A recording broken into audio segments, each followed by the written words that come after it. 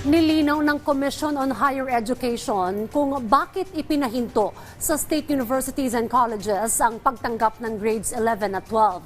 May bilin din ng CHED sa mga estudyanteng nakapag-enroll na sa senior high school ng SUCs.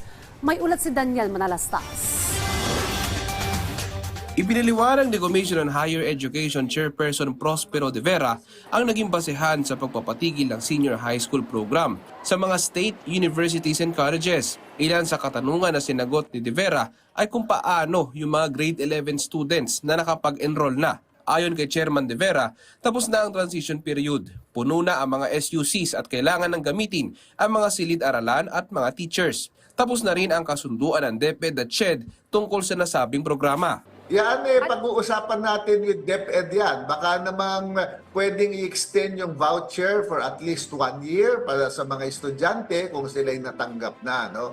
Pero hindi ko ayaw kong pangunahan yan. Titignan muna natin kung ano ang magiging desisyon ng mga Board of Regents ng mga universities. Kasi merong mga ibang public universities, hindi naman sila tumatanggap na ng voucher.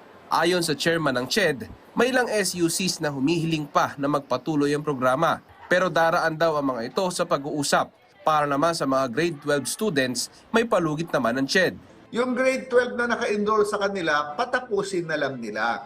Kasi wala ng legal basis at saka wala na silang makukuhang subsidy galing sa national government para sa mga estudyante ito. So dapat sila ay maging universities and colleges offering higher education programs. Ang mga public universities na magpapatuloy magkaroon ng high school ay yung merong tinatawag na mga laboratory school. Ito yung mga public universities na nag-o-offer ng teacher education at meron silang laboratory school kung saan magte-train ang kanilang mga education students. So yan, tuloy pa rin yan. Nakakuha naman ng simpatya sa ilang senador ang Commission on Higher Education. Para sa ilan, dapat ding masiguro ang kapakanan ng mga estudyante.